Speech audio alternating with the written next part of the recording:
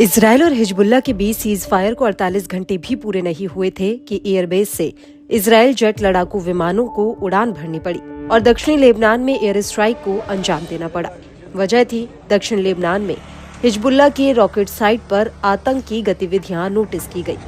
इस तरह से दोनों के बीच का सीज फायर होते ही टूट गया और अब हिजबुल्लाह के प्रमुख नईम कासिम ने शुक्रवार को अपने टीवी भाषण में इजरायल के खिलाफ बड़ी जीत का दावा किया। कासिम के अनुसार हालिया युद्ध में हिजबुल्लाह ने इजरायल को झुकने पर मजबूर किया और समझौते के लिए बाध्य किया। उन्होंने इस संघर्ष को 2006 की जीत से भी बड़ी सफलता बताया है। हिजबुल्लाह के प्रमुख नईम कासिम ने कहा कि हिजबुल्लाह ने इजरायल के घरेलू मोर्चे पर हमला करके उसे रक्षात्मक स्थिति में ला दिया है। सितंबर में हुए पेजर हमले का उल्लेख करते हुए उन्होंने कहा कि इजरायल हिजबुल्लाह के कमांड सिस्टम को निशाना बनाना चाहता था, लेकिन असफल रहा। इसके परिणाम स्वरूप इजरायल को युद्ध विराम और समझौते के लिए आगे बढ़ना पड़ा। हिजबुल्लाह ने लितानी नदी के दक्षिणी हिस्से से इजरायली सेना की वापसी को समझौते की मुख्य शर्त बताया।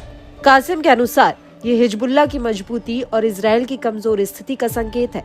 बता दें कि हिजबुल्लाह और लेबनानी सेना के बीच उच्च स्तरीय समन्वय के जरिए समझौते को लागू किया जाएगा। वहीं सीज फायर मामले पर कासिम ने कहा कि ये जीत लेबनानी जनता की वापसी और इजरायली सेना की अनुपस्थिति से भी स्पष्ट होती है।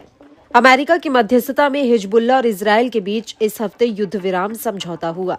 समझौते के तहत इजरायली सैनिक और हिजबुल्लाह दोनों दक्षिणी लेबनान से पीछे हटने को तैयार हुए। 13 महीनों से चल रहे इस संघर्ष में बीते 2 महीनों में इजरायल ने लेबनान में भारी बमबारी की, जिससे व्यापक जनहानि हुई।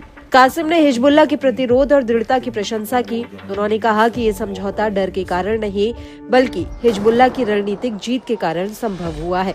उनका दावा है कि ये संघर्ष क्षेत्रीय ताकतों के समीकरण को बदलने की दिशा में एक बड़ा कदम है।